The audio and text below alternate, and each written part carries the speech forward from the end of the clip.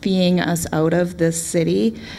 Second concern that I'll get to is that the wording and the fashion of the code in the city ordinances is set up so that it's transitory in nature. And this sort of seems like it can be amended, repealed, and invoked at the city's whim. And this concerns me then that this is becomes a selective fee, and perhaps allowing people to be protected from this fee or being charged with bias.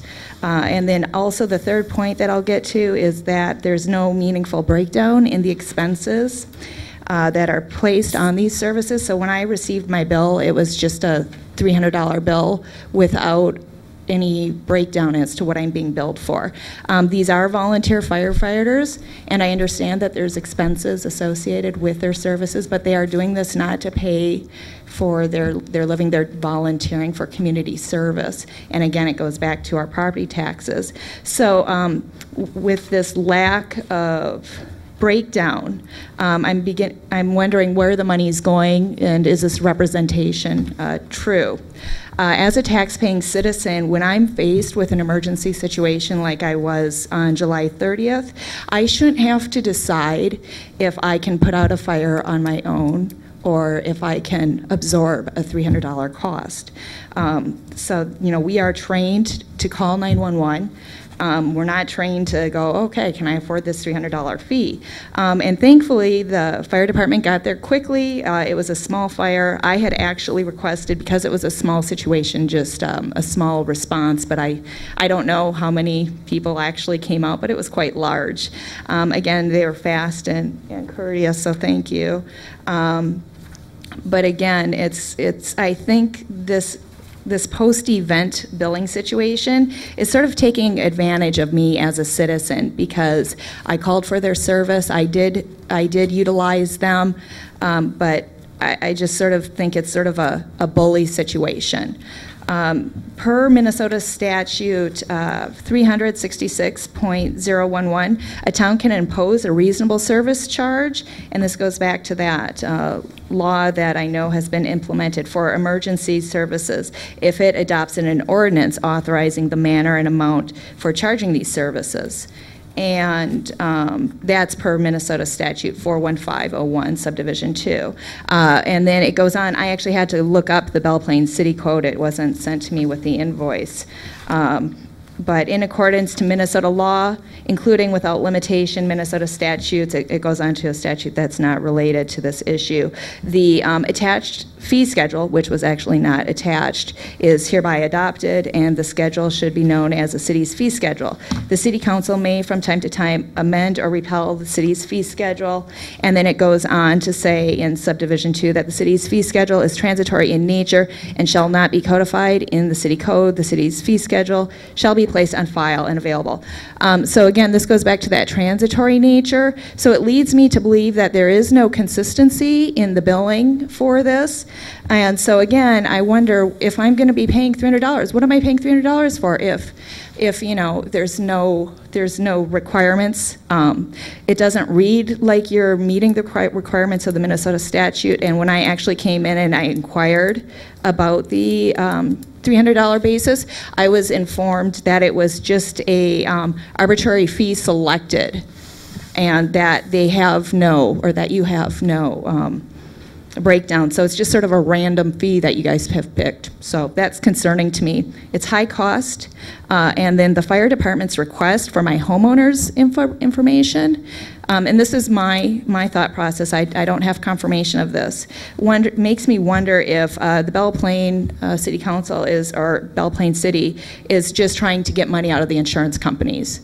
Because my understanding is with my homeowner's insurance information, they would have just bypassed me completely and gone straight to my insurance agency. And so, again, this is going to raise my property tax or my homeowner's insurance policy rates if this trend continues around the country.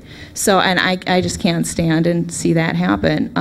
So if this is a reasonable fee, we're talking about a reasonable fee here. Is $300 reasonable for an insurance company to absorb? Is $300 reasonable for an individual to absorb? I don't think so, especially in today's economy. And if $300 is being deemed as reasonable for an individual, I'd like to see the model that it's working off of.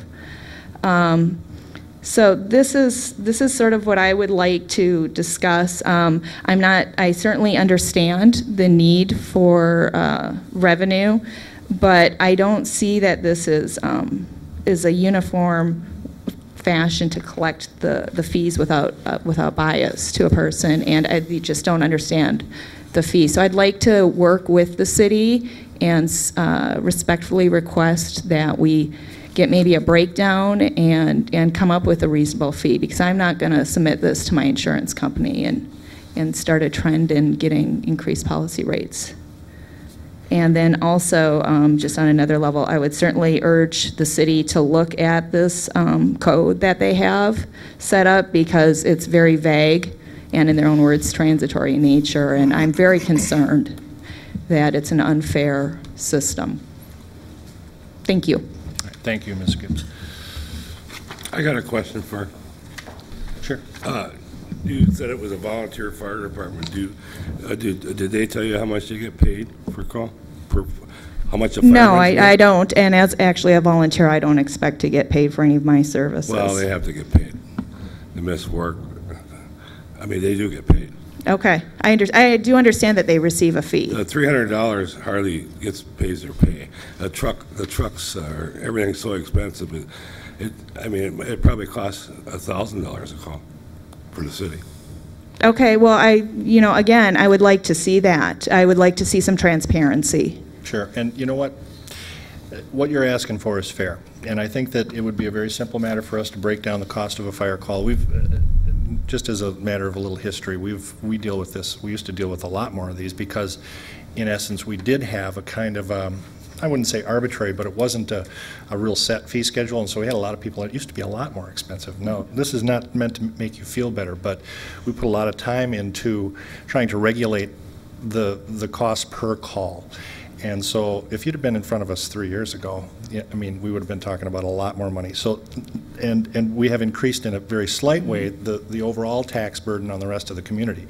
But fire departments are very expensive things to run. And we chose the $300 fee because it came in under most of the insurance company, what an insurance company would typically pay for a fire call, which is somewhere in anywhere from $1,000 to $500 to whatever. So we tried our best to lessen the impact on the homeowner, and it's not because we're trying to take advantage of an insurance company, nor are we trying to raise your rates, but in fact we're trying to cover what's really a losing proposition. We spend a